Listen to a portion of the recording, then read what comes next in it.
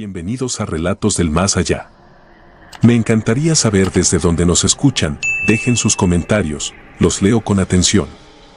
Y ahora, sin más, prepárense para adentrarse en cada relato. Que los disfruten. Entré al ejército a los 21, hoy cargo 34, un costal de guardias, acarreos, auxilios, convoys nocturnos y la costumbre de no preguntar más de lo necesario. La mayor parte del tiempo el trabajo es rutina, montar seguridad, mover víveres, levantar escombro, apoyar a la gente cuando el clima aprieta. Yo no era de creer en nada fuera del manual. Eso cambió con dos servicios que todavía me pesan cuando cierro los ojos. La primera fue en la Costa Grande de Guerrero, octubre de 2017. Una depresión pegó varios días y el mando activó el plan DN3C. El punto a evacuar estaba a 15, 20 minutos sierra adentro, casitas de madera y adobe, techos mal clavados, el camino convertido en una zanja de lodo. La orden era simple, subir a quien quisiera irse y no perder tiempo convenciendo a nadie. Montamos un pequeño puesto de control con dos HMMW y una Cheyenne para traslados. A la derecha, el problema, un lago inflado por la lluvia, oscuro, sin oleaje, como una lámina pesada. Detrás, el cerro cayéndose en gajos. La gente dudaba hasta que el agua comenzó a salirse. Entonces el miedo corrió más rápido que nosotros. Cargamos ancianos, niños, bolsitas con documentos y gallinas. La línea de vehículos iba y venía entre charcos que nos tragaban hasta media llanta. Faltaba poco para completar el último viaje cuando un campesino llegó agitado, diciendo que su hijo no aparecía. Según él, el muchacho tenía maña de irse a buscar al perro en un árbol grande cerca del agua cada que se asustaba. Yo me ofrecí a ir por él. Nadie insistió, el tiempo ya se nos había acabado. Caminé entre raíz y piedra con la lámpara en la mano, el fusil colgado sobre el chaleco, el agua pegándome en el pecho como si quisiera frenarme. El aire olía a tierra abierta y a madera húmeda. El árbol era un sabino viejo, retorcido, con ramas que parecían dedos. Grité el nombre del niño, no obtuve respuesta. Di unos pasos y vi algo que desde entonces me acompaña, una forma oscura emergiendo justo donde el agua se remansa, la superficie partiéndose en espiral. No era humano. Se levantó a medias, apoyándose en dos extremidades largas y delgadas. La piel parecía escama pequeña y reseca, con un brillo de aceite mal lavado. No hacía ruido, solo el tambor de la lluvia. El niño estaba a 2 metros del borde, con los tenis hundidos en fango. La figura lo sujetó de los tobillos con una velocidad que no cuadra con nada que conozca y lo jaló hacia adentro de un tirón seco. Yo corrí hasta el borde y alcancé a ver una turbulencia corta, un remolino que se cerró como si fuera un párpado. Entré al agua hasta la cintura, el fondo se volvió resbaloso, el lodo me tomó las botas y casi me derriba. Levanté la lámpara buscando cualquier señal. Una gorra apareció un segundo, luego se hundió como si la masticara algo debajo. No disparé. ¿A qué?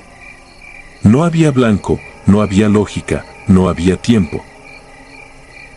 Me quedé ahí, encorvado, con la llovizna clavándome en el casco. El lago se quedó plano otra vez, como si no hubiera pasado nada. Regresé al puesto con los labios entumidos, mentí con la mirada clavada en el piso. Dije que no lo vi. Subimos a los últimos y salimos de ahí. Al llegar al albergue, me fui detrás de una barda a vomitar. Esa noche dormí con el chaleco puesto, la lámpara en la mano y la cabeza llena de preguntas que no se acomodaban en ninguna parte. Luego, por mi cuenta, leí de leyendas de agua en la sierra, de aquello que se lleva lo que encuentra. Cerré la ventana, guardé ese nombre para mí y no lo he dicho en voz alta. Años después, Michoacán, Sierra Fría al amanecer. Trabajo de erradicación en una zona llana metida entre cerros. Otra institución ya había hecho detenciones, a nosotros nos tocaba cortar, reunir y quemar por tandas para que el humo no nos pasara factura. Llegamos tarde, el sol se iba a pique y a diferencia de otras veces, el silencio pesaba más que el cansancio. Uno se acostumbra a los ruidos del monte, grillos, motor, radio. Ese día todo sonaba como si estuviera a kilómetros. Hicimos 3 quemas pequeñas. Quedaban unos montones por cargar a los camiones para incinerarlos en otro lugar. El jefe dijo que nos moviéramos. Subimos, cerramos la marcha, prendimos faros. Yo iba de segundo vehículo. Íbamos dejando atrás el claro cuando vi, en el espejo, un destello que no correspondía a ningún faro. Al principio pensé en una chispa que agarró aire.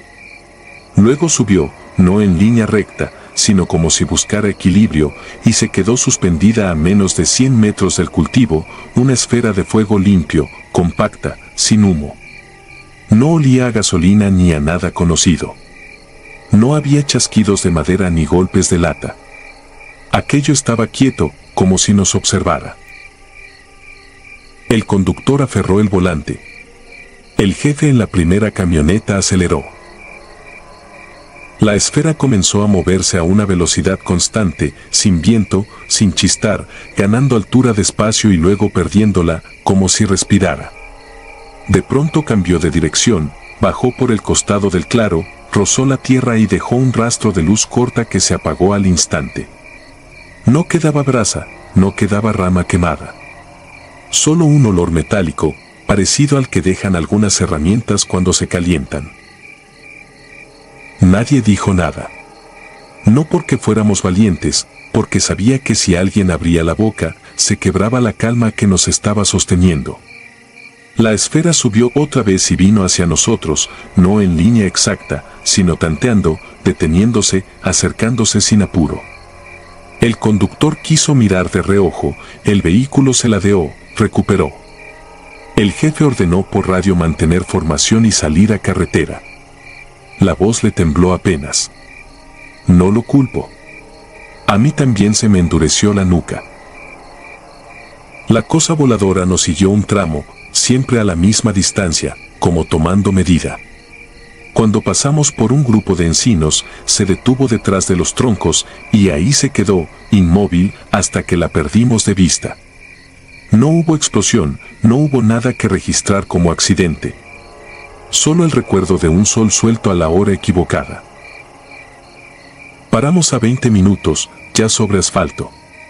Bajé y revisé el vehículo con la lámpara, esperando encontrar rastros de calor en la lámina.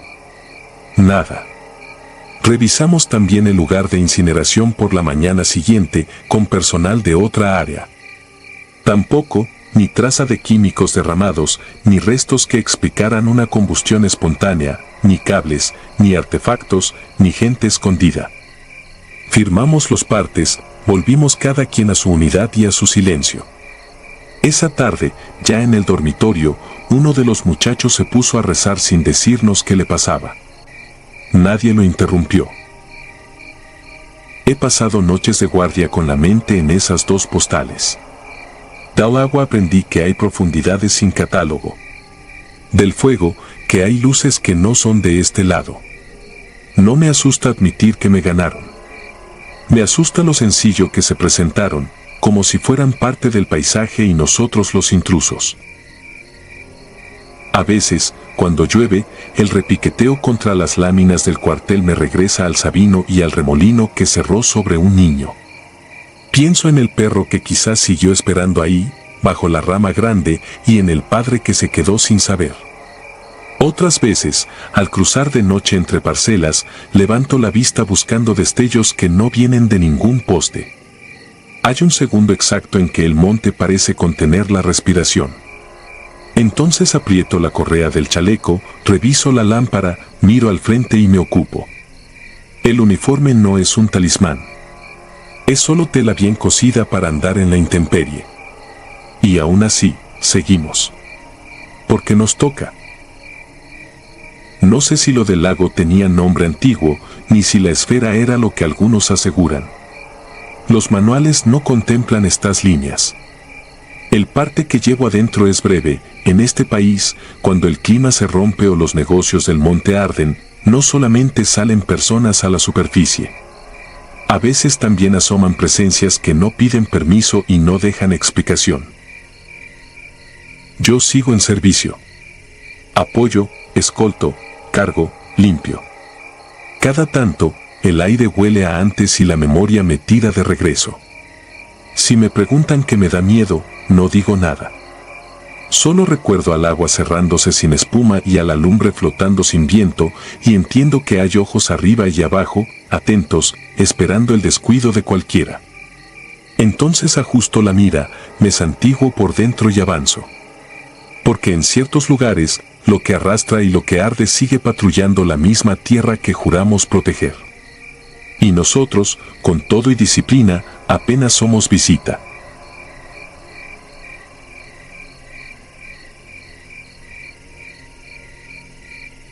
El aliento del barranco. Año 2017. Yo era sargento primero en una compañía de fuerzas especiales desplegada en la sierra de Sinaloa, arriba de Badiraguato, donde las brechas son tajos de barro y la noche cae pesada. Nos mandaron a localizar a una escuadra que llevaba día y medio sin dar parte.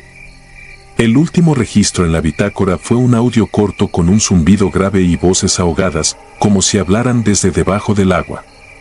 Sin disparos, sin coordenadas finales. Entrar, ubicar, extraer y salir. Eso decía la orden. En la sierra, las órdenes son teoría. Nos movimos indistintivos en 3 camionetas, equipo ligero, visión nocturna y radios encriptados. La humedad pegaba a la tela del uniforme y los pinos goteaban encima como si respiraran. Nadie hablaba. Solo el motor en baja, el chasquido de las correas, el tintinear seco de los cargadores. Subimos hasta que el GPS marcó el punto de ruptura de comunicación. La luna estaba tapada por nubes y el aire se sentía espeso, cargado, con ese silencio que no es natural porque borra hasta a los insectos. El campamento de la escuadra apareció exacto donde debía. Tiendas cerradas, mochilas, colchonetas. Un comal negro con frijoles pegados, aún con ese olor amargo que dejan las sobras cuando se pasan. No había huellas recientes de otras botas, ni rastros de arrastre, ni señales de pelea.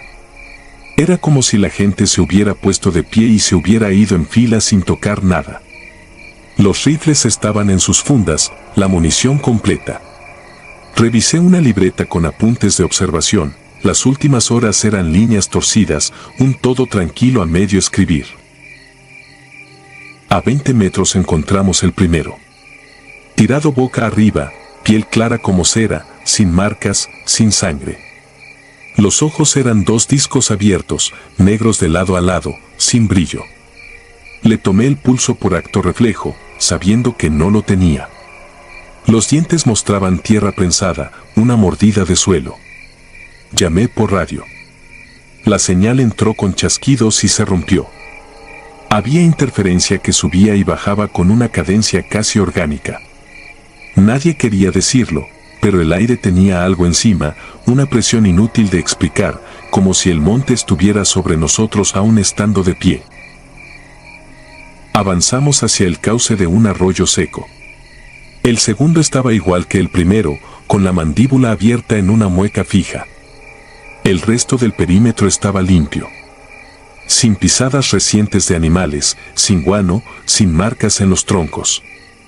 Había, en cambio, destellos altos, reflejos por encima de las copas, como si algo liso soltaran las ramas y devolviera la luz de nuestras ópticas.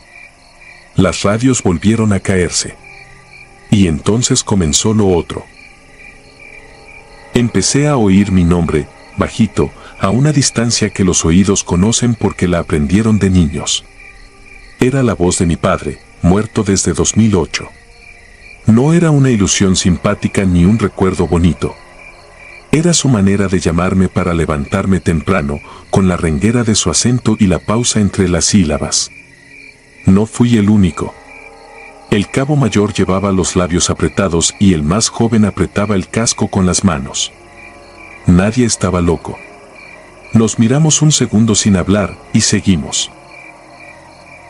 En un claro vimos el resto de la escuadra.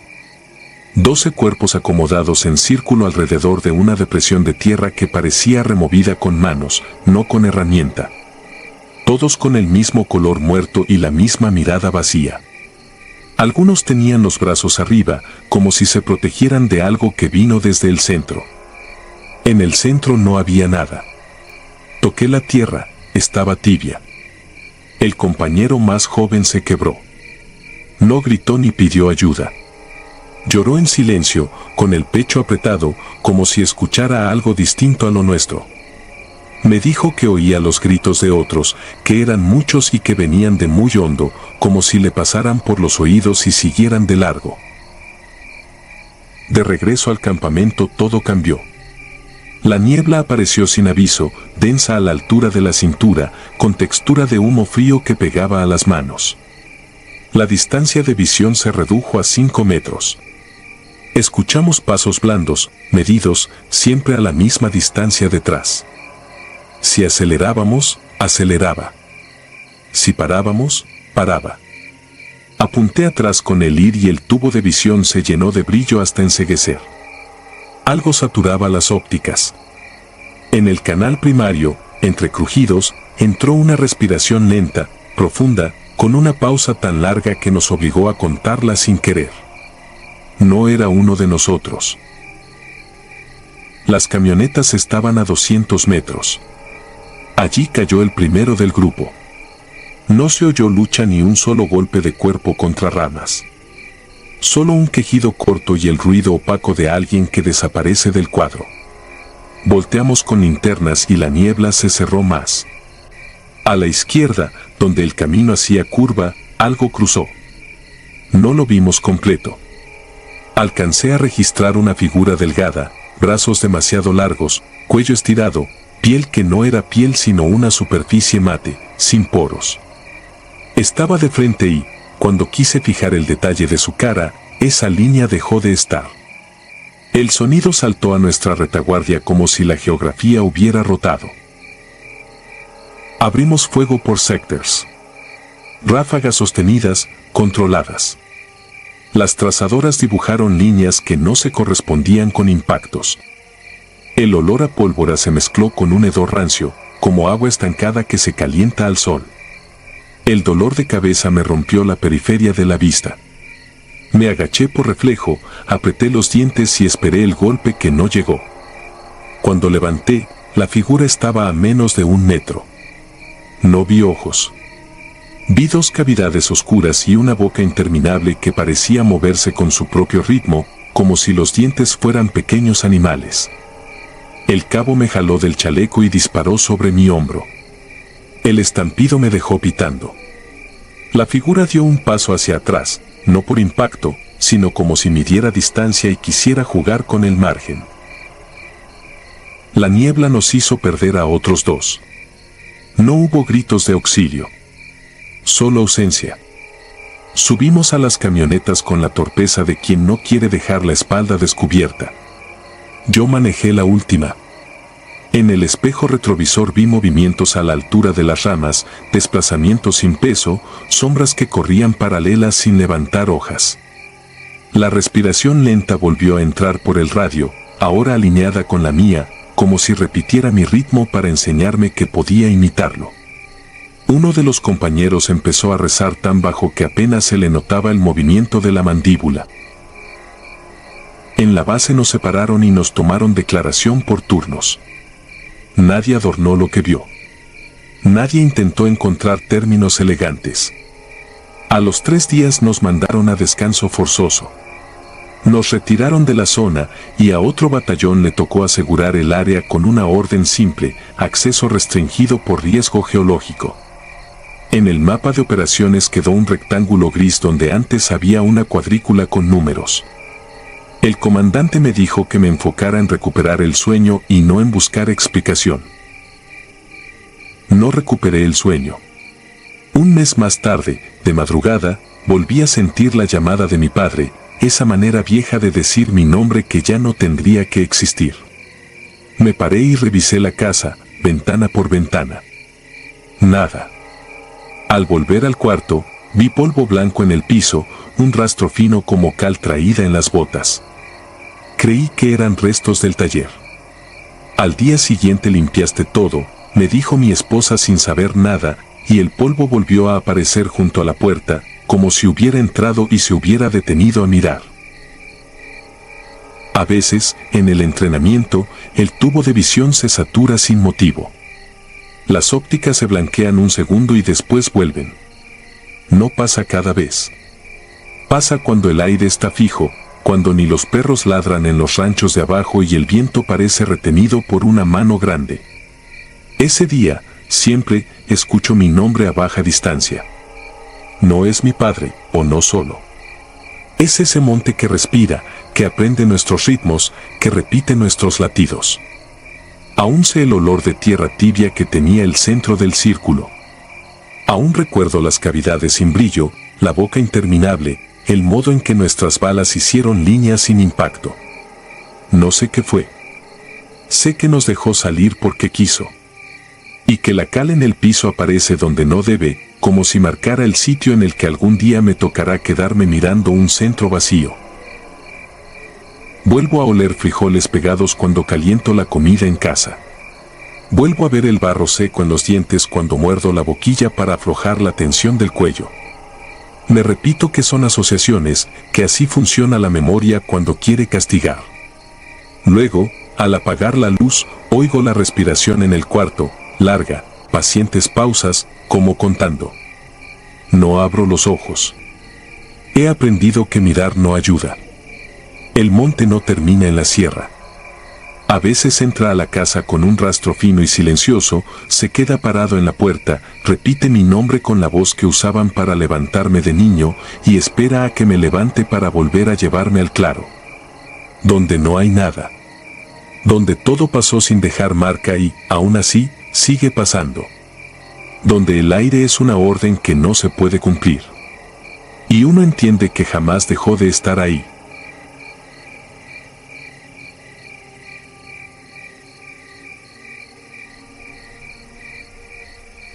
Perímetro muerto. No escribo esto para que me crean, sino para poder dormir. Lo que pasó en la Sierra de Durango, en 2019, todavía me pesa en el estómago como equipo mojado. Yo era sargento segundo, adscrito a un destacamento que llevaba semanas haciendo observación en un corredor usado para mover mercancía y gente. Nos tocó subir 8, nada heroico, ver, anotar, avisar. El tipo de rutina que te confía y te adormece hasta que deja de ser rutina. El acceso fue por brecha, a pie las últimas horas. El aire traía humedad fría aunque no tocaba. Colocamos un punto de vigilancia en un claro más arriba del paso, oculto entre encinos. El plan era sencillo, rotar guardias, mantener perfil bajo, registrar movimiento nocturno. Primera noche sin novedades, solo el crujir de ramas por tlacuaches y la fogata mínima para calentar café. Uno hasta se permite bromear cuando la montaña parece tranquila. La segunda noche fue otra cosa. La niebla se metió temprano, se pegaba en la piel y a los lentes de la mira. El monte dejó de sonar. Ni grillos, ni chotacabras, ni el viento picando hojas. Conozco ese silencio. No es la paz. Es aviso. Estaba yo en retaguardia cuando Mendoza, que dormía junto a mí, se incorporó con la linterna en la mano. Hizo una seña corta hacia los árboles, 20 metros si acaso. Era normal apartarse un poco para necesidades. Le asentí. No perdí el sendero con la vista durante un rato, por disciplina, por eso de que la oscuridad engaña. Pasaron 10 minutos. 15. Nada. Lo llamé en voz baja una vez, otra. Nada. Desperté a Saldaña, que me relevaba, y nos fuimos con lámparas y fusil. Encontramos lo esperable al principio, huellas suyas, tierra suelta, ramas recientes. Luego, de golpe, nada. El rastro se cortó como si hubiera dado un paso al aire y se hubiera ido. Sin señas de pelea, sin arrastre, sin ese desastre de suelo que dejan una caída o un ataque. Llamamos al resto. El teniente decidió abrir en abanico. Íbamos avanzando con la niebla metiéndose entre la luz cuando me pegó un olor que jamás se olvida. Era metálico y dulce a la vez, como taller y fruta podrida juntos. Lo siguieron todos, porque se metía por la nariz aunque no quisieras. 30 metros arriba, en un tramo de pasto aplastado, lo vimos. Digo lo vimos por decir algo, porque a Mendoza, como tal, no lo teníamos. Era su cuerpo, sí, uniforme y botas, pero por dentro no había nada. Vacío. La camisa casi limpia, la placa sin más que tierra, el chaleco abrochado como si alguien lo hubiera abierto y cerrado con cuidado. Ni una mancha en el piso, ni un riego, ni nada que contara una historia lógica. El cabo que iba adelante lanzó la luz al tronco más cercano y marcó con la mano. Había 3 surcos en la corteza, profundos, paralelos, como si algo muy pesado se hubiera afianzado ahí. A un lado, trabado en una astilla, un mechón oscuro, grueso, más largo que el de cualquier animal del monte. Lo guardamos por instinto, como quien junta evidencia que igual nadie creerá. No había forma de explicar aquello por radio sin levantar sospechas ni burlas. El teniente ordenó consolidar, asegurar lo que quedaba del compañero y pedir extracción al amanecer. La instrucción extra no hacía falta, nadie iba a dormir. Caminamos de regreso al claro en silencio, cada uno sabiendo que en esa montaña algo nos estaba midiendo. A la madrugada empezó el juego de sombras. No es que lo viéramos de frente. Era más bien una presencia que se movía a nuestra par. Pasábamos al lado de un corte de terreno y arriba, entre ramas, algo se deslizaba con nuestro mismo ritmo. Te detienes y también se detiene. Avanzas y vuelve a avanzar. El olor metálico regresaba por ráfagas, y con él, de nuevo, ese silencio que te presiona los oídos. Poco antes de la luz gris, cuando tocaba movernos hacia el punto de enlace, llegó el primer golpe. Se oyó como si un bulto pesado hubiera caído desde cierta altura detrás de Ocampo. Giramos todos, levantando la línea, y en ese instante Ocampo ya no estaba. La lámpara dibujó maleza agitada, chispas de tierra, nada más. Entramos al corte, abriendo con precaución. Lo único que apareció fue su casco a medio morder, la mica reventada y marcas en diagonal sobre la banda. El teniente no habló, solo nos colocó en círculo corto, espalda con espalda, cubriendo ángulos. Estábamos en ese anillo cuando la niebla frente a mí pareció encenderse en 2 puntos. No era color, era brillo, como brasas apagadas que siguen respirando. Permanecieron fijos un segundo largo, como si midieran la distancia, y se movieron a un lado con un balanceo imposible de describir. Apunté y no disparé. No fue cobardía. Fue una certeza absurda de que eso, lo que fuera, no se iba a detener por un tiro. Cuando el teniente por fin ordenó fuego controlado al frente, el retroceso y el estallido me devolvieron al entrenamiento. Disparamos por ráfagas cortas, trazadores perdiéndose en la bruma. Al cortar, los 2 puntos se habían ido. No corrimos. Retrocedimos en bloque, arrastrando lo que quedaba del equipo de Ocampo, recogiendo a Mendoza como se pudo, esperando que la luz hiciera el mundo más sencillo. No lo hizo. El amanecer nos encontró en la vereda principal. De los pinos colgaban tiras de fibra como si alguien hubiera dejado señales para sí mismo. Cruces de ramas en el piso, piedras apiladas con un orden raro, y en medio de la brecha, la huella. No era de humano, tampoco de felino ni de cánido. 3 dedos alargados, otro marcado aparte, profundo, como herramienta. Iban en dirección contraria a la nuestra, hacia el claro. El mensaje estaba puesto. La extracción llegó tarde, como siempre que la montaña decide. No contamos todo.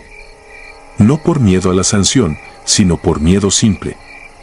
Dijimos lo necesario: ataque de animal, bajas, salida de emergencia. Nadie pregunta de más cuando ve una mirada. Entregamos el mechón, las fotos, coordenadas. Nadie nos dijo nada después. Regresé a dormir a un cuartel que nunca había sido tan silencioso. Creí que el sueño iba a apuñalarme esa noche. Me quedé con el olor metido y la imagen de los puntos encendidos. A los días, en la ranchería más cercana, un viejo que vende café me preguntó por el claro sin que yo lo mencionara. Dijo que no era el primero que bajaba con la mirada ida. Que los de antes tenían un nombre para eso que habita el Paso Alto. No caza por hambre, dijo, caza por hábito. Como quien mantiene limpio su tramo. No supe qué contestar. Uno intenta racionalizar. Piensas en grupos armados jugando a asustar, en trampas, en drogas, en pandillas de saqueadores. Ninguna hipótesis da para vaciar un cuerpo sin manchar el piso. Ninguna explica cómo se rompe un casco así, o por qué el monte se apaga cuando eso anda cerca. Lo único que me queda es la certeza de que nos dejaron ir porque no valíamos el gasto. 2 meses después me asignaron a otra zona, Chihuahua, y a medianoche, patrullando cerca de un arroyo seco, volvió ese olor. No había niebla, no había marcas. Solo ese aroma y el apagón de sonidos. Ordené subir a un cerro pelado, donde la vista manda. Cuando el ruido regresó, bajamos por otro lado. Esa vez no pasó nada. O eso quiero creer. No sé si esto sirva. A veces pienso que escribirlo le dará forma y eso lo hará regresar. Lo que sé es que en la sierra hay tramos donde la disciplina militar se encuentra con reglas más viejas. Y esas reglas no están en ningún manual. Si un día alguien lee esto antes de subir, deje la confianza en la base. Evite los claros demasiado obvios. Si el monte se calla de golpe, no espere a ver qué es. Y si llega ese olor que no se olvida, no siga la vereda. La vereda lo lleva a usted, no al revés. No hubo gritos aquella noche. No hubo nada que nos preparara para la manera en que la montaña nos miró y decidió. Puedo contar pasos, coordenadas, minutos, órdenes. Puedo describir la sensación de tener la mira alineada y saber que no sirve. Lo que no puedo es borrar los 2 puntos encendidos en la niebla ni la certeza de que, si nos cruzamos otra vez, esta vez sí terminará el trabajo. Yo sigo mirándome las manos por las mañanas como si fueran de otro. Hay días en que juraría que traen pegado ese olor, aunque me bañe 2 veces. Hay noches en que despierto con la idea de que el círculo se cerró y que estamos otra vez espalda con espalda, esperando el golpe que no se oye. Y hay una pregunta que no me suelta: ¿cuántos se habrán ido sin ruido? ¿A cuántos habrán bajado diciendo que fue un animal? A veces camino hasta la reja del cuartel a ver el cerro. No busco respuestas. Solo confirmo que sigue ahí, paciente, marcando su perímetro y contando los que algún día volveremos a pasar.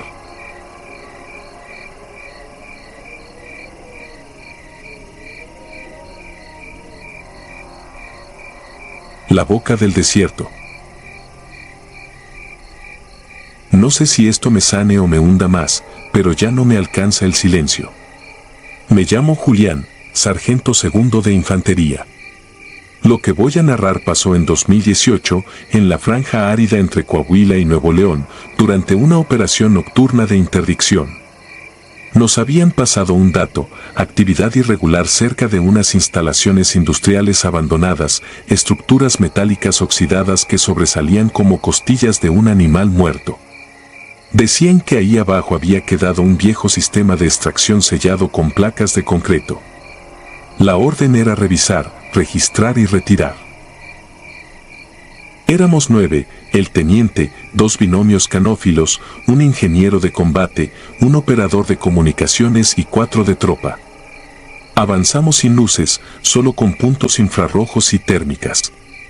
A esa hora el viento suele arder, pero esa noche no movía ni un rastro de polvo. El suelo crujía seco bajo las botas y, aún así, se sentía una humedad que no venía del cielo. El aire olía a fierro, a tierra recién removida, y por debajo se colaba otro olor que no quiero volver a escribir. Las placas que sellaban el acceso estaban partidas hacia afuera. No había marcas de mazo ni de esmeril, las superficies parecían lisas, deformadas, como si hubieran cedido por presión y calor al mismo tiempo. Uno de los perros se echó al piso y clavó las uñas, no hubo forma de convencerlo.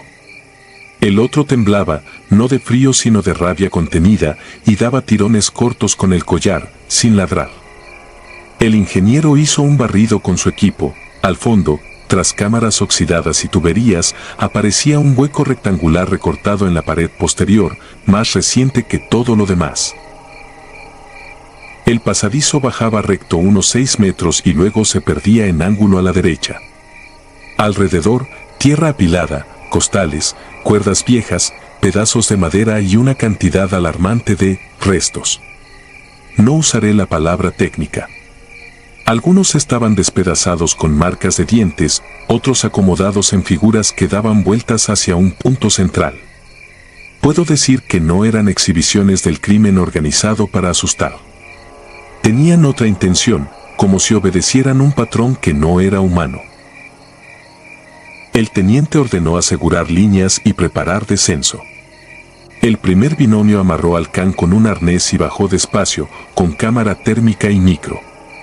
Apenas tocó el fondo, la señal se volvió granosa y entró un sonido que no correspondía con nada que yo haya escuchado en servicio. No eran voces, aunque parecían intentarlo. Era más bien un arrastre de aire con modulaciones, una imitación torpe del habla que te da la certeza inmediata de que no se origina en una garganta. La cuerda dio un tirón. Luego otro. El tercero fue seco, como un gesto aprendido. El soldado gritó que la línea estaba rozando algo y que a su alrededor había manchas aceitadas pegándose a su uniforme. Ordenó subir al perro primero. El can emergió inmóvil, como anestesiado, con el pelaje cubierto de un brillo negro y denso que olía a óxido y carne dañada. Enseguida subimos al soldado. La cara traía tierra pegada y el casco chispeaba con interferencias. El teniente no esperó más y bajó él mismo, con una carga de demolición rápida para sellar. Se iba reportando en tramos, 2 metros, 4, fondo. Dijo que había una cavidad lateral y que el aire cambiaba de temperatura por ráfagas, como si algo respirara desde adentro. Luego soltó una exclamación que no se pareció a ninguna orden. Acto seguido, la radio se quedó limpia, demasiado limpia. Bajar por él era cumplir y morir, así que el ingeniero tomó la única decisión que nos quedaba, activar el explosivo y lanzarlo en la vertical mientras dos lo sujetábamos por el chaleco. La detonación fue discreta, pero lo que vino después no. El piso vibró con un temblor pesado, un rumor de sedimentos acomodándose a niveles que no correspondían al tamaño de la carga. Las paredes del conducto exhalaron un aire caliente que traía arena fina y el mismo olor de metal con carne. Entonces la vimos, una forma alargada que subía por la vertical sin tocar, como si ascendiera contra su propia gravedad. No hacía ruido. No era humo, pero se movía como si cada partícula supiera a dónde ir. Por delante traía una estructura rígida, una máscara de bestia con 2 apéndices curvos que parecían haber sido tomados de muchos lugares distintos y ensamblados con paciencia. De los vacíos de esa máscara rebotó la luz de nuestras lámparas, no porque tuviera brillo propio, sino porque nos regresó nuestro miedo concentrado. El ingeniero arrojó la carga, dimos media vuelta y corrimos. Detrás quedó un colapso de tierra que nos siguió unos pasos y se detuvo. El operador de comunicaciones intentó enlazar con la base, la señal regresó llena de estática, y cuando al fin entró, el sistema marcó todo como interferencia atmosférica. Nos retiramos al punto de extracción con el perro envuelto en un cobertor y el binomio respirando como si tuviera algo pesado dentro del pecho. El informe quedó en reconocimiento incompleto por pérdida de enlace. Nos dieron 72 horas de descanso y nadie preguntó por el teniente en voz alta. Al regresar, el parte oficial hablaba de colapso estructural, gases, desorientación. Nos hicieron firmar una hoja de confidencialidad que no describía nada y lo decía todo. El binomio fue dado de baja temporal por contaminación biológica. El perro murió 2 días después con la boca negra, sin espuma, sin temblores, como si se hubiera apagado de adentro.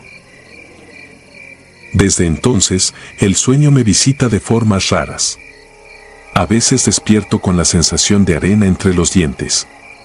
A veces, cuando cae la noche, todo lo que es tubería o respiradero me parece un órgano vivo que intenta sincronizarse con mi pecho. No hay voces. No hay apariciones. Solo un latido que no pertenece a nadie y sin embargo se coordina con los pasos de quienes pasan cerca. Eso es lo peor, la idea de que no busca, sino que espera. Semanas después, un compañero del mismo pelotón dejó una nota y se pegó un tiro con su pistola de cargo.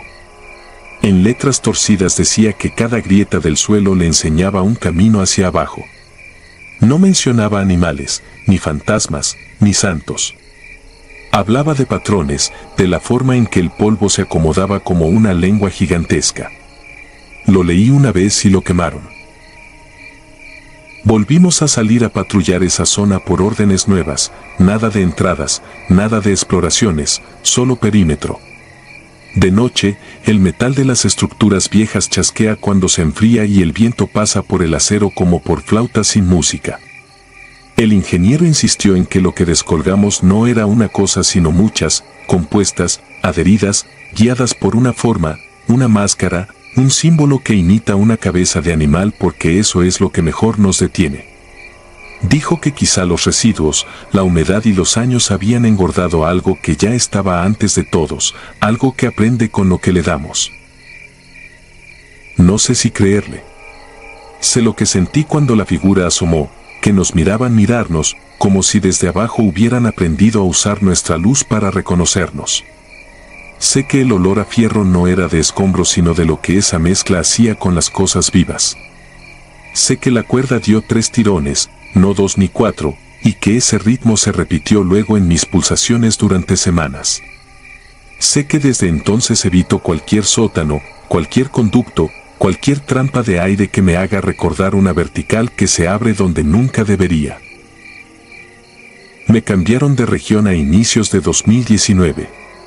Me tocó selva, humedad distinta, otra clase de noches. Aún así, en los manglares, cuando baja la marea y quedan canales negros que parecen venas, vuelve la sensación exacta de aquella cavidad. Me basta el reflejo de mi lámpara en un charco para volver a ver la máscara. Nunca hubo rastros en los reportes más allá de un colapso y de una lista de equipo perdido. Nunca encontraron al teniente. A veces pienso que lo encontraron a él. No espero que me crean. Pido algo más fácil, que si en algún puesto les llega un pitazo sobre movimiento raro en instalaciones selladas en medio de ninguna parte, se nieguen a bajar. No por valentía sino por cálculo. Porque hay cosas que no te atacan, te estudian, te acomodan en su diseño y te guardan. Y porque el desierto tiene la mala costumbre de abrir la boca cuando nadie lo ve. Yo la vi abierta. Y la sigo escuchando cada vez que cierro los ojos.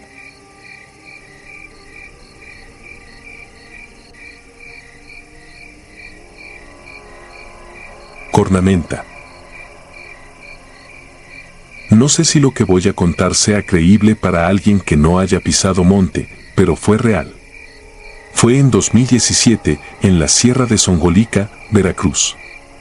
Yo era sargento segundo en un pelotón de reconocimiento. La orden era simple, negar una ruta que venía serpenteando desde una brecha usada para mover mercancía y gente. Asegurar, observar, reportar. Cosa de manual. Desde la marcha de inserción algo no cuadró. No había canto ni zumbido. Ni siquiera ladridos lejanos. Solo bruma, pinos altos, caída de agua fina sobre hojas y ese olor a tierra mojada que se te mete en la ropa.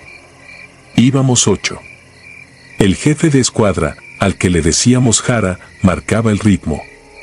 Atrás de él, Reino, que era el más dicharachero del grupo. Esa tarde no dijo nada. Caminaba atento, mordiendo el labio como si esperara que le hablaran desde entre los troncos.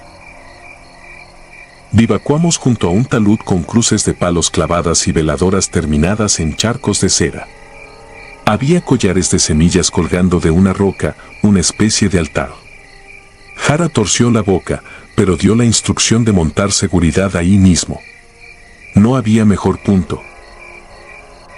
Al amanecer del segundo día se nos adelantó Mora, el más joven, con la excusa de ir a hacer sus necesidades.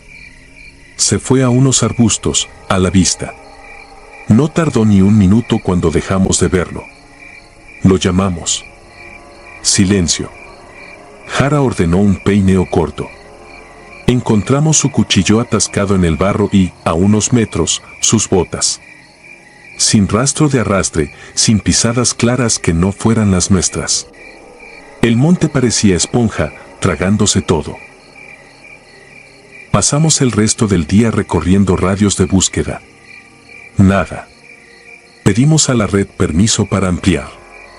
Aprobado, pero con límite. El clima jugaba en contra. Las brújulas se comportaban como si temblaran de fiebre. Los GPS, con lecturas brincadas. A mediodía un aire seco, inexplicable, nos hizo tiritar. No era altura ni lluvia. Era un frío que parecía venir de las piedras.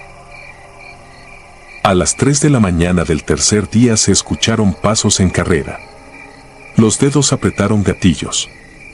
Lo que salió del monte fue Mora, desnudo, cubierto de barro y sangre ajena o propia, no lo supimos. Los ojos en blanco, la mandíbula apretada. Se nos vino encima con una fuerza animal. Entre cuatro lo hicimos suelo. Jadeaba. Lloró sin voz. Solo repetía, no es de aquí. Lo abrigamos con una manta, lo sentamos junto al fogón apagado. Su espalda tenía marcas como de garras, líneas finas paralelas y otras más hondas. Nada punzó ni atravesó. Era más como si algo lo hubiera sujetado y soltado a prisa. Jara intentó sacarle detalles. Mora no nos reconocía. Su mirada se clavaba en el borde del bosque, como si leyera algo en la neblina. A las 5, Reino se derrumbó con un ataque de pánico. Dijo que una voz lo llamó por su nombre, con el tono exacto de su padre. Su padre llevaba años enterrado. Le temblaron los dientes. Lo recostamos. Respiraba como si hubiera corrido kilómetros. Decidimos evacuar a primera luz. Tomamos la vereda por la que habíamos subido y nos topamos con un risco que, la víspera, no estaba. La línea del cerro parecía cambiada de sitio.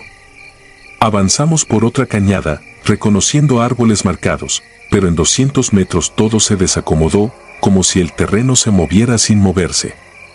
Volvimos al punto del altar para reorientarnos. En ese regreso, Mora empezó a hablar con una voz que no era suya. Grave. Seca. Dijo frases en un idioma que ninguno reconoció. Luego se dobló, los brazos hacia atrás como si se le salieran de sitio, la mandíbula apretada hasta sangrarse los labios. Lo sostuvimos 3. El radio satelital, prendido, mostró caracteres sin sentido. Entonces se oyó un bramido. No era felino ni bovino. Era algo intermedio con algo humano. Vino de todas partes. Las manos se me entumieron. Volteé a mi sector y lo vi. Entre dos troncos, una figura alta, encorvada. Pelaje oscuro en el torso, piernas que terminaban en pezuñas, cuernos retorcidos que casi rozaban ramas. Los ojos ardían como brasas metidas en arcilla. Nos miró sin prisa, como si nos contara uno a uno. Mora se paró. Caminó hacia ese ser. Se arrodilló en cuanto le tocó la coronilla. Jara tensó el fusil. Disparó 5 veces al centro de masa. Hubo impactos. La figura se echó atrás. No cayó. Se enderezó como si nada. Una rama se quebró con un chasquido limpio. El monte entero se movió. Piedras pequeñas salieron rodando desde todos lados. Tierra, hojas, ramas, todo vino hacia nosotros, y no había viento. Las mochilas se nos cargaron de golpe como si alguien jalara de atrás. Corrimos. No hubo orden. No hubo formación. Corrimos por instinto, por no quedarnos a ver qué seguía. Perdí a los demás en la bajada de una cañada tapizada de helechos. El aire olía a perro mojado y a humo de ocote. Grité nombres. Nada. Caminé a ciegas, siguiendo líneas de agua.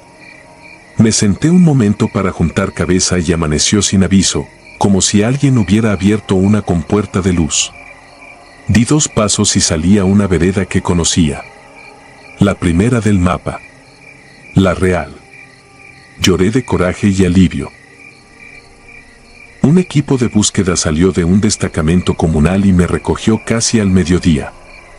Llegaron también Jara y Reino, golpeados y con la mirada perdida. De Mora, nada. De los otros 2, nada. El informe habló de condiciones adversas, extravío, una posible fuga. A mí me tembló el pulso cuando firmé. Dormí 4 horas en el puesto de socorro y cuando desperté, tenía tierra bajo las uñas, como si hubiera escalado. En el bolsillo del pantalón, un collar de semillas igualito a los del altar. Nadie me supo decir cómo llegó ahí. Pedí cambio a actividades administrativas. Duré semanas. Un día, frente a la computadora, sentí el aire frío rozarme la nuca. Me vi las manos. Las tenía rasguñadas.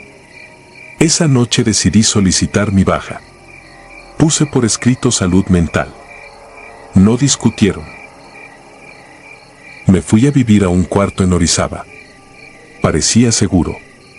A veces, entre el sueño y el despertar, camino por pinos que se estrechan como si respiraran. Oigo campanillas de semillas chocando. Cada paso que doy allá adentro deja marcas que acá aparecen en la suela. He intentado convencerme de que todo fue un episodio, que el miedo te inventa criaturas para llenar vacíos. Lo repito hasta que la frase suena gastada. Un amanecer, antes del trabajo, salí al patio para colgar una toalla. Vi un trazo en el suelo húmedo. 2 hendiduras paralelas, repetidas a lo largo del pasillo, como si alguien hubiera cruzado con pezuñas. La línea terminaba frente a mi puerta. Dejé la toalla en el piso. Cerré con doble vuelta. Me senté en la cama y escuché respirar a mi cuarto. No dije nada.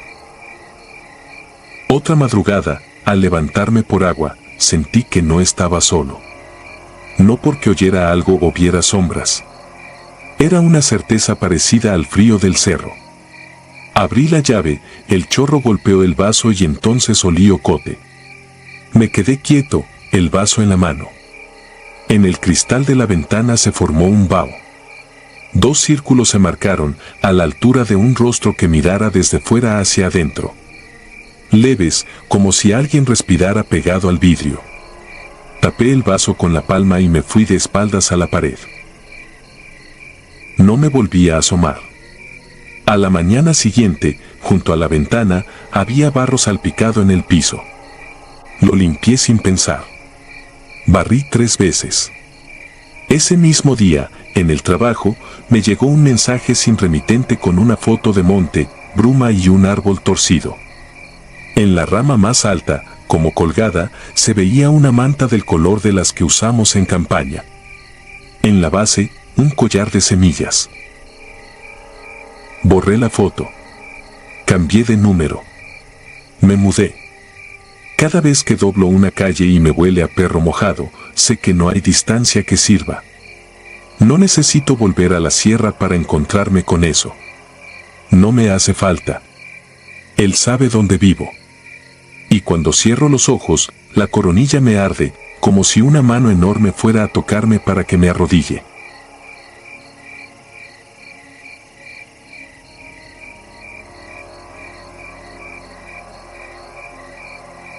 La hora ciega.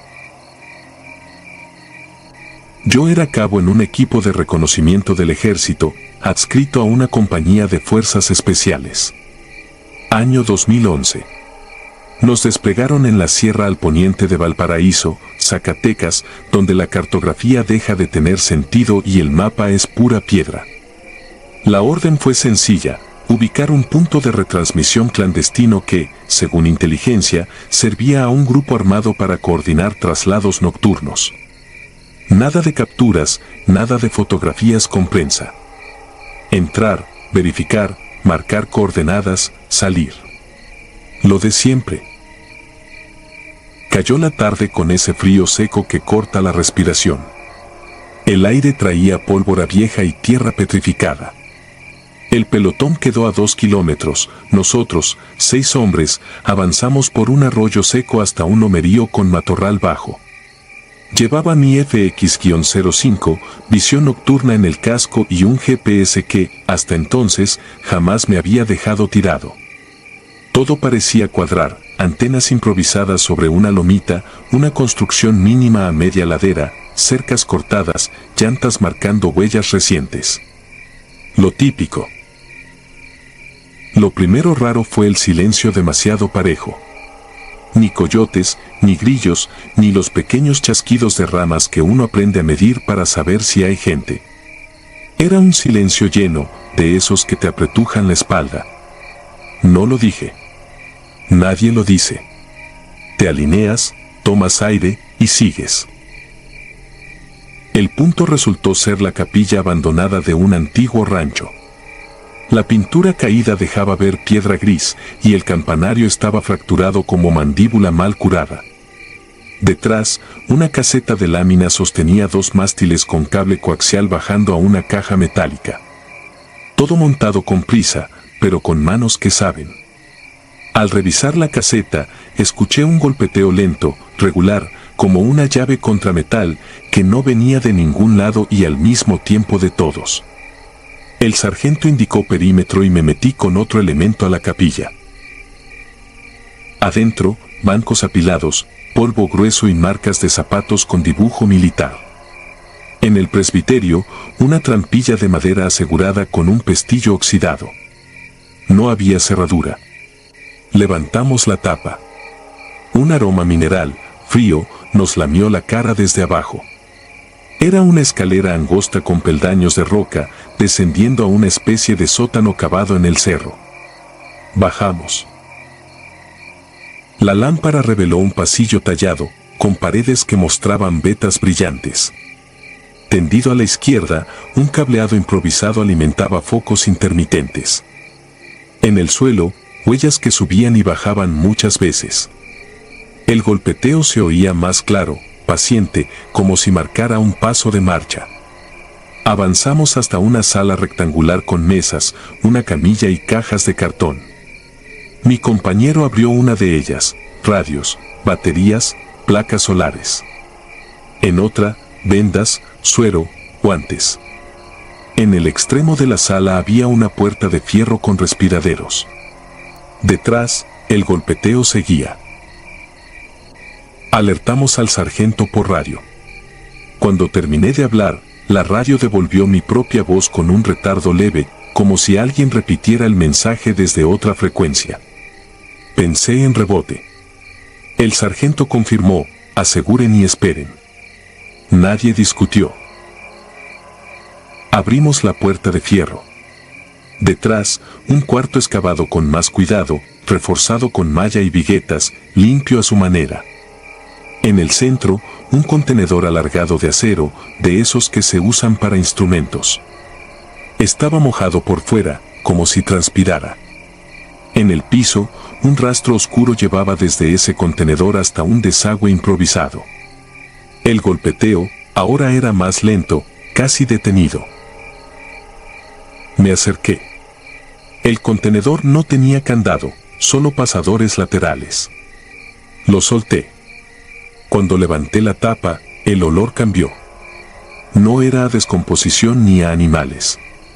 Era un aroma metálico fuerte, denso, que se pegó a la lengua. Dentro no había lo que esperábamos. no armas, no dinero. Era una estructura de metal con correas y un marco acolchado, como si hubieran transportado a alguien inmovilizado. En los apoyos quedaban tiras de piel muerta pegada al adhesivo de las cintas. No era mucha, pero suficiente para entender que aquello había contenido un cuerpo. Y que lo sacaron con prisa. Mi compañero señaló algo en la pared, líneas marcadas con plumón negro, columnas con fechas y horas, como un conteo de entradas y salidas. En los bordes, unos trazos torpes con carbón, círculos actinados, flechas, cruces repetidas. No eran símbolos de culto, parecían diagramas dibujados por alguien que ya no recordaba escribir. El golpeteo cesó. Fue entonces cuando el GPS vibró y se reinició. La pantalla, en lugar de coordenadas, mostró ceros. Lo apagué y encendí. Siguió igual. La radio volvió a hablar. Esta vez no era mi voz, ni la del sargento. Era la voz de un tercero, gastada, que pronunciaba nuestro código de equipo y nos daba una orden exacta para replegarnos a los mismos puntos por los que habíamos llegado. Mencionó detalles que solo nosotros podíamos saber, posiciones, nombres clave, el número de pilas de repuesto que llevaba cada uno. Nadie en la red respondió. Nos miramos y salimos de ese cuarto como quien sale del agua. Arriba, la noche parecía más joven. El reloj marcaba una hora imposible. El sargento estaba incrustado detrás de una piedra, con el fusil hacia el norte, pálido. Dijo que nos había perdido por la radio, que se escuchaban copias de nuestras voces con datos correctos y otros alterados por detalles menores, como si alguien nos imitara a partir de informes viejos. No quise bajar la mirada al contenedor, pero la imagen de las correas marcadas no me soltó. El plan cambió, detonación controlada de la caseta con los mástiles y carga en el cuarto del contenedor. Nada de heroicidades. Colocamos la pasta, temporizador y cable. En la capilla dejé el dispositivo bajo los bancos, con el cable hacia la trampilla. Mientras fijaba el último tramo, el golpeteo regresó, ahora justo debajo de nosotros, y la tabla de la trampilla vibró 3 veces cortas y una larga, como si alguien tocara desde abajo. No hubo quien preguntara nada. Cerramos. Salimos. La primera explosión fue seca. La segunda, subterránea, resonó en la costilla de la loma. El polvo subió como una nube baja que no se dispersaba, y lo que me heló no fue el estruendo, sino la reacción del entorno. Los mástiles cayeron sin hacer ruido y la radio, en vez de silencio, llenó los auriculares con un pulso repetitivo, un latido electrónico que coincidía con mi propio corazón. Cada 3 pulsos, la voz gastada daba una coordenada que no existía en nuestros mapas. De regreso al pelotón, uno de los compañeros empezó a caminar con torpeza, como si el terreno se inclinara distinto bajo sus botas. Dijo que el chaleco le pesaba extraño. Le vi la mano izquierda, tenía una raya pálida, fina, que no recordaba haber visto durante el chequeo previo. No era corte ni cicatriz prominente, más bien se parecía a esas marcas que dejan las ligas en la piel. Apretó la mano, la raya se estiró y volvió a su sitio. Llegamos al punto de reunión con el resto. El mayor nos pidió un resumen. Le dimos lo operativo, lo medible, lo fermable. Omitimos lo que no encaja en formularios. Fue lo más profesional que supe hacer. En el helicóptero, con el casco puesto, el latido en los auriculares siguió hasta que por fin, ya sobre el valle, se apagó. Esa noche no dormí.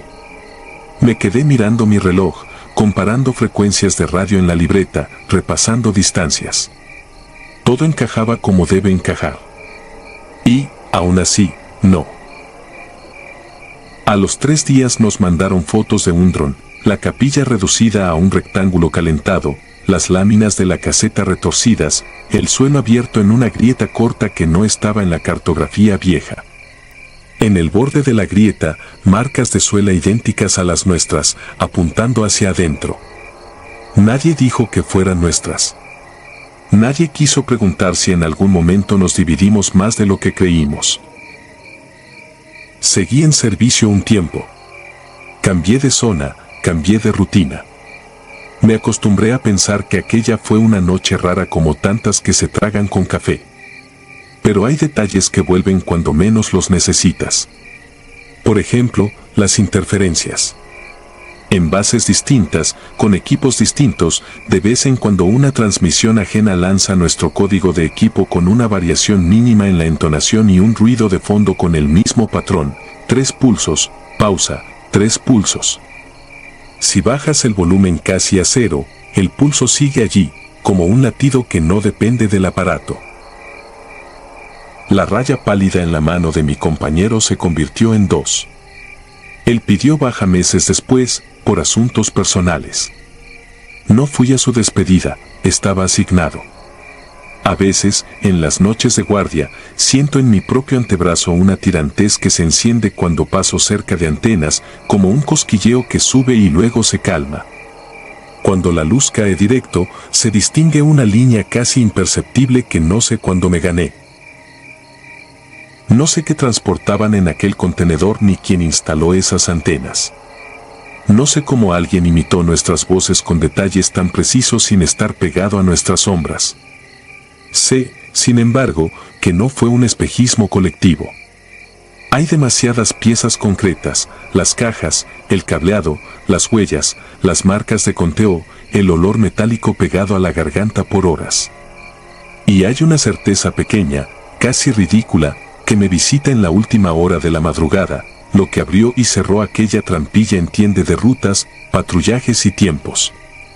No mira como nosotros, no habla como nosotros, pero aprende.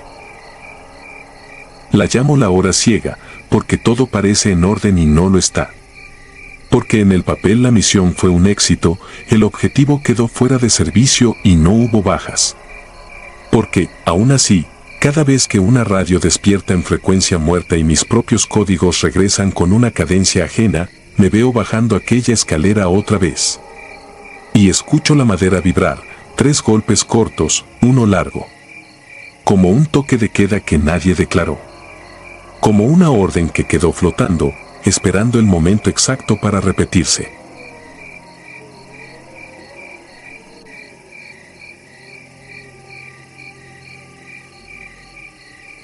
Coordenadas. Soy sargento segundo, adscrito a un grupo de fuerzas especiales de Sedena. Es 2016, tierra caliente de Guerrero, fin de época de secas. Aquella noche la orden era simple: asegurar a un jefe local y entregar el punto a la autoridad ministerial. Entramos por 2 flancos, cortinas metálicas abajo, luz mínima, ruido de grillos y el zumbido de un generador al fondo. En 40 minutos el objetivo quedó bajo control, armas aseguradas, radios incautados, 2 heridos estabilizados. Era, en apariencia, una operación que terminaba sin sorpresas. Mientras preparábamos la extracción, mi PRC-152, encriptado y silente toda la noche, parpadeó. Una voz baja, como si hablara desde un cuarto vacío, dijo un indicativo que conocía: Patrulla Municipal 321. 10-33, coordenadas, y soltó un par de números con pausas raras. Lo primero que pensé fue en un rebote, basura en la banda. Lo segundo fue en el reporte que había leído días antes: la Municipal 321 llevaba 3 meses desaparecida. Copié las cifras en mi libreta. El capitán pidió consolidar, montar al detenido y salir. Nadie quería extenderse. Sin embargo, la voz volvió, más clara, con el mismo timbre cansado que uno escucha al final de un turno: 321, aquí. No pedía rescate, no gritaba, no negociaba. Solo marcaba un punto. Tomé a 2 hombres. No era desobediencia, era un desvío medido. 15 minutos, radio en abierta con Net Control, línea de vida con el resto del equipo. El camino hacia las coordenadas era una vereda de terracería flanqueada por huertas abandonadas y casas sin luz. Los perros no ladraban. El viento estaba tibio. En el display del GPS, el triángulo se acercaba a un círculo verde. A 100 metros, un colegio rural, edificio de 2 aulas, cancha de cemento, una barda con pintura escolar deslavada. Detrás, un terreno baldío con maleza aplastada. La señal nos llevó hasta un cuarto de bodega a medio ocultar por láminas. El candado estaba nuevo, cerrojo por dentro. No había forma de que alguien saliera sin dejar marca. Revisé alrededor, huellas viejas, colillas húmedas, el rastro de que allí habían parado camionetas hace no mucho. Busqué un punto débil y palanqueamos. Adentro, un pasillo angosto bajaba en ángulo hacia el subsuelo. El aire cambió, un olor químico, humedad, tierra removida. Encendimos linternas. El primer cuarto estaba vacío, salvo por bancas escolares apiladas y costales con calorías. El segundo tenía una mesa plegable, guantes de carnaza, cinta industrial y un radio viejo sobre una caja de refrescos. El equipo era análogo, sin la encriptación que usamos nosotros. Encendí por inercia, nada. Sin batería. Aún así, mi PRC emitió una portadora breve, como si algo hubiera rozado la frecuencia. No había lógica en eso. En la pared vi un pizarrón con nombres y fechas. No eran listas de asistencia. Eran apodos, números de teléfono, signos. A un lado, una flecha apuntaba hacia un dibujo tosco de la cancha. Fosa apareció escrito con plumón junto a un rectángulo. No quise decirlo en voz alta. Volvimos arriba y marcamos a Narkenrow. Pedí al capitán que nos siguiera con el resto. Aguardamos detrás del salón, cubriendo sectores, sin movernos más de lo necesario. Cuando el equipo llegó, trabajamos por capas. Primero, perímetro. Luego, fotos, geolocalización y cadena de custodia improvisada. Al pie del rectángulo de cemento, la varilla marcó terreno distinto. Abrimos con cincel y marro. El cemento se dio en un cuadrado de 1,5 metros. Salió un golpe de aire pesado, como de cuarto cerrado por meses. Bajamos una lámpara con cable. Vimos tierra húmeda y bolsas negras comprimidas. No voy a detallar lo que encontramos. No hace falta. Digo solo que había identificaciones, cinturones, prendas, fotografías arrugadas dentro de carteras. Digo que un brazalete de cuero tenía grabado M. Salazar, PM 321. Digo que la bodega del colegio, el salón donde alguien dibujó rutas en un pizarrón infantil, estaba conectado con ese espacio oculto bajo la cancha. Y que lo peor no era la imagen, sino las certezas prácticas. Allí había funcionado un punto de desaparición en un lugar donde se supone que enseñan a leer. Llegó la autoridad local, luego la estatal, más tarde peritos federales. Nosotros mantuvimos el cordón. En lo que esperaban equipos de excavación, saqué el registro de mi radio y pedí un playback de las últimas portadoras. El operador, un cabo meticuloso, me mostró la lista en la pantalla del terminal, hora, minuto, usuario. A las 2:17 aparecía un indicativo que no podía estar en nuestra red, PM 321. Sin clave. Sin autorización. Solo un eco administrativo imposible en un sistema cerrado. Se me quedó clavado el detalle de la voz. A diferencia de las fantasías que uno escucha en fogones, aquello tenía temperatura, patrones, ruido de fondo. En la grabación se distinguía un motor a distancia que subía y bajaba de revoluciones como una planta de luz gastada. Se escuchaban grillos. Nada más. Ninguna broma, ninguna sobreposición. Amaneció con cielo lechoso. Desde el pueblo empezaron a llegar personas que se detenían en la esquina y miraban sin acercarse. Un señor de gorra se me quedó viendo largo rato, como si quisiera decir algo, y se fue. Una mujer con rebozo se santiguó 3 veces y se marchó. Nadie preguntó nada. El capitán nos rotó turnos para dormir en la batea. No pegué ojo. Al mediodía, la fiscalía confirmó lo obvio: restos humanos en múltiples etapas de inhumación, indicios de tortura, pertenencias. Mencionaron, entre otros, una placa de servicio de un policía municipal, Martín Salazar, patrulla 321. La fecha de desaparición coincidía con el reporte que yo había leído, 3 meses y 1 semana. Lo dijeron con la frialdad que exige el oficio. Nadie habló de voces ni radios. Nadie habla de eso en papeles. Por la tarde, pedí permiso para revisar el radio viejo de la bodega con un multímetro. Seco. Inerte. Revisé el cuarto otra vez, con detalle. Detrás del pizarrón, en la pared, había rayas con altura de niños y el trazo de una flecha dibujada miles de veces sobre el mismo punto del piso. Me quedé inmóvil un momento. En la parte baja, casi al ras, estaba escrita una secuencia de números como los que había apuntado de madrugada. Eran las mismas coordenadas. Las mismas que una voz repitió en mi oído con un timbre cansado y una calma que no olvidaré. Volvimos a base al anochecer. El convoy cruzó el río por un vado. Los camiones iban con las luces cubiertas. Nadie habló. En el parabrisas de mi unidad, el polvo se pegaba formando líneas como mapas borrosos. Quise borrar todo de la mente, ponerlo en el cajón de lo que uno ve y archiva para no reventarse por dentro. No pude. Cada vez que cerraba los ojos, no veía la fosa ni las bolsas, veía la cancha del colegio, el rectángulo de cemento con marcas de pelota y las flechas repetidas por una mano obstinada. Una semana después, en una mesa de trabajo, un agente nos leyó un acta parcial. Entre los objetos recuperados, junto a monedas y llaves, había un radio portátil distinto al de la bodega.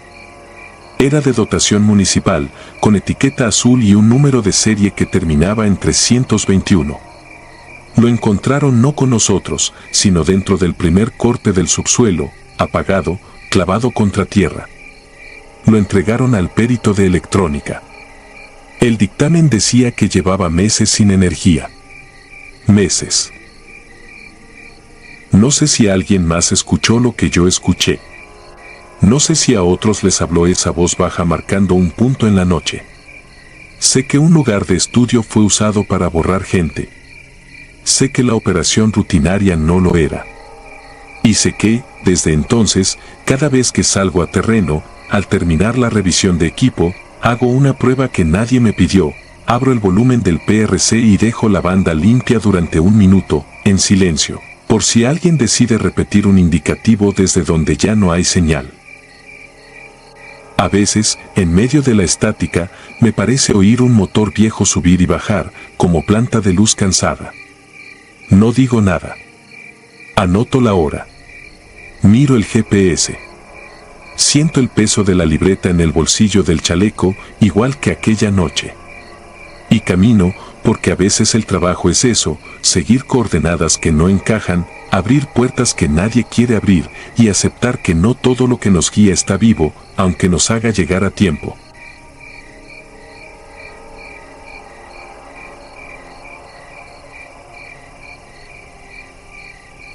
Rancho sin señal. Año 2011. Sierra de Guerrero. Yo era sargento segundo en un grupo de fuerzas especiales destacado en la costa. La orden llegó sin ruido, solo una carpeta con fotos de un rancho escondido entre pliegues de montaña y un nombre clave que nadie reconocía. Operación Cizalla.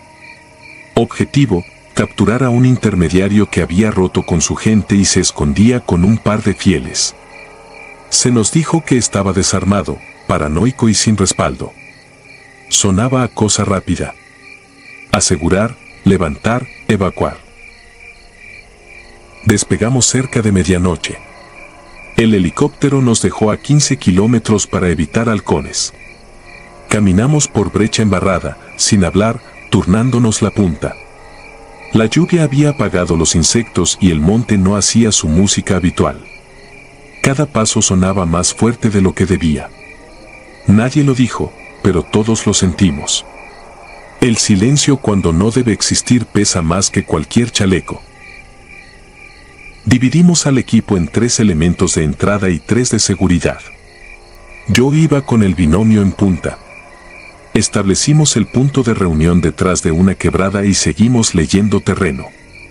Todo estaba en su sitio, menos un detalle que me quedó girando en la cabeza: los postes sin línea, cortados con sierra y dejados tirados como si alguien hubiera querido que la oscuridad fuera absoluta. Tampoco olí leña reciente ni escuché perros. Un rancho sin perros no es rancho.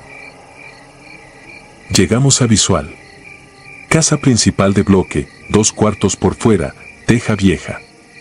3 chozas dispersas y un corral destruido. Había un par de fogones apagados y una tronera de metal clavada frente a la puerta, como adorno. No se veía guardia. No había radios, no había humo de cocina, no había ese murmullo que sale de cualquier grupo de hombres desvelados.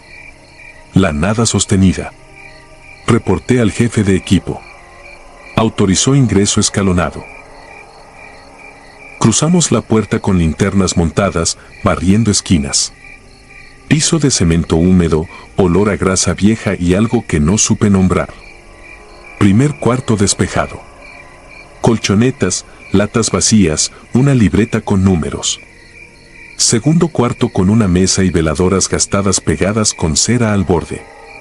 En la pared alguien había clavado fotos de carreteras y mapas mal recortados. El aire estaba más frío adentro que afuera. El objetivo no estaba, pero su rastro era reciente. Tazas con café seco, un plato volteado, marcas de arrastre hacia la parte trasera. Mi compañero indicó con la mano. Salimos por la cocina y encontramos la traza de botas que daban a un cobertizo mitad bodega, mitad capilla. La madera estaba hinchada por la humedad. Abierta, como si hubieran salido con prisa o con confianza de que nadie llegaría. Entré primero. El haz de mi luz rebotó en botellas oscuras alineadas en el piso, cuerdas colgando del techo y un marco de metal al centro cubierto por telas manchadas. No era el teatro barato que suele verse cuando quieren impresionar chiquillos. Se notaba método. Había marcas en el suelo, círculos de cal, una pala arrimada a la pared, sacos de cemento abiertos. Un rincón con bultos envueltos en cobijas y amarrados con mecate. No quise abrirlos. Uno de mis hombres tragó saliva. No hicimos comentarios. Solo entonces noté el sonido. No venía de afuera ni de adentro. Era una vibración baja, como un generador lejano que no termina de encender. Se subía por las botas, por las rodillas, por el chaleco. Apagué mi luz y la de mi casco. Todos hicieron lo mismo. Nada. Oscuridad compacta. Y aún así esa vibración seguía allí, constante, como si el terreno estuviera tenso. Revisamos las chozas. En la primera había ropa de mujer y de niño, limpia y doblada, sin cuerpos. En la segunda, herramientas, costales y un calendario detenido en mayo, aunque ya íbamos muy entrado el año. En la tercera encontramos la pista que faltaba. Un cuarto subterráneo con entrada oculta bajo tablas. Bajamos con cuidado, un hombre por escalón. El cuarto medía poco. Paredes encaladas, un escritorio con cuadernos abiertos y una grabadora. En la mesa, bolsitas con tierra y etiquetas con fechas. Dibujos hechos con plumón, figuras repetidas en recuadros como si alguien hubiera estado diseñando un cerco que cerraba sobre sí mismo. Y al fondo, una cama de hospital sin ruedas. No había manchas nuevas, no había cuerpos, no había tiros. Pero algo había pasado allí hasta hace nada. Activé la grabadora. Chirrido, luego una voz ronca hablando sola, dictándose tareas. No pude entender todo, solo fragmentos. Cerrar el cuadrante, que nadie me encuentre, si me oyen, ya es tarde. Mantuve los ojos en la puerta mientras la voz se apagaba. No sé por qué, Me quité el guante y puse la mano sobre la mesa. La madera estaba tibia, como si alguien la acabara de usar. Miré a mi compañero. Ya no hacía falta decir nada. Ese hombre seguía cerca o nos estaba mirando desde algún punto ciego. Al volver a la superficie noté por fin de dónde venía la vibración. No era una máquina. Era el viento pegando en algo tenso. Una especie de alambrado invisible que cruzaba el aire arriba de nosotros. No lo veías, lo sentías. Levanté la cara. El cielo estaba sin nubes y aún así el monte parecía estar bajo techo. En el camino de entrada encontramos ramas amarradas con hilo de pescar y gotas de cera invertidas bajo hojas. Trampas para el oído, para la vista, para el ánimo. Detalles puestos para que te separes de tu equipo sin darte cuenta. El jefe ordenó consolidar el perímetro y preparar señal de extracción, pero el radio respondió con un chasquido raro y luego puro ruido. Cambiamos a la frecuencia de emergencia. Nada. Probamos con el strobe infrarrojo. La luz estaba, pero mi visor no la veía. Era como si todo hubiera bajado un paso en la escala.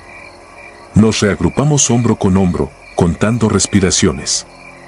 Hice la prueba B, desatornillé la tapa de mi linterna y la encendí dentro de la palma. La luz seguía siendo luz. No eran las baterías. Era el lugar.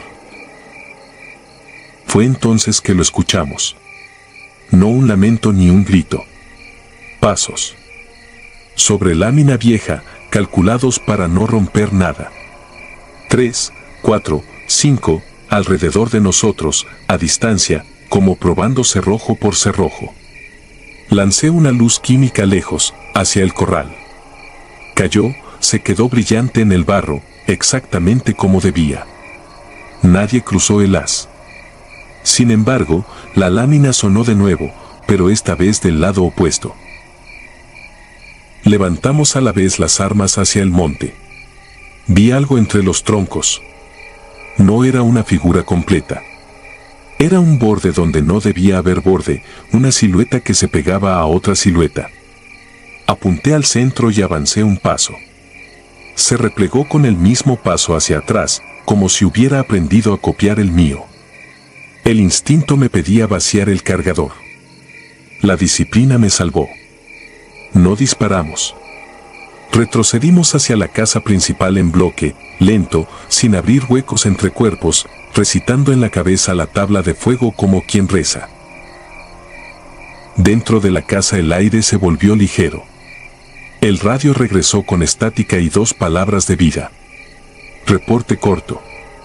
No respondí de inmediato. Abrí la libreta de números. No eran números. Eran coordenadas de los mismos cerros repetidas, cada día 1 milímetro más adentro del mismo punto. Como si el que escribía hubiera estado cerrando puertas cada noche hasta quedarse encerrado consigo. Entendí por qué no había perros, porque no había guardia, porque la mesa estaba tibia y no había tiro. El rancho no necesitaba defensa. Se defendía solo. Solicitamos extracción inmediata. Marcamos con humo y proyectil de señal. El helicóptero apareció en silencio, sin luz visible, como si también hubiera aprendido a llegar sin anunciarse. Abordamos sin mirar atrás. Al elevarnos, vi el rancho hacerse chiquito y luego desaparecer de la vista por completo. No por distancia. Por una especie de pliegue. Como cuando guardas una navaja y la hoja ya no está. En la base, entregamos lo encontrado. Nos dijeron lo de siempre. Objetivo no presente, evidencias aseguradas, informe ampliado por escrito, remisión a autoridades locales. Nadie preguntó por la vibración en el suelo, ni por los postes cortados, ni por el cuarto subterráneo con la cama y los cuadernos. Nos mandaron a dormir. Dormí con los guantes puestos. Al mes, me llamaron para firmar la conclusión de Operación Cizalla. Sin novedad. El intermediario jamás volvió a aparecer. La carpeta cerró con una anotación administrativa, punto de reunión inexistente en mapa 1, 50,000. Pedí ver el croquis que anexaron. En la hoja, justo donde estaba el rancho, alguien había dibujado un círculo de cal y la palabra nadie. Todavía ahora, cuando llueve y el viento se encierra en los pasillos, siento esa vibración en las piernas. Sé que no viene de una máquina. Sé que es el cerro tensando su propio alambre. Y me recuerdo la lección de esa noche. Hay lugares que no necesitan balas ni hombres. Solo necesitan que cruces la línea para que el resto lo haga el terreno. Y un rancho sin perros, sin humo y sin señal no está vacío. Está cerrado. Por dentro. Y si entras, quedas contado.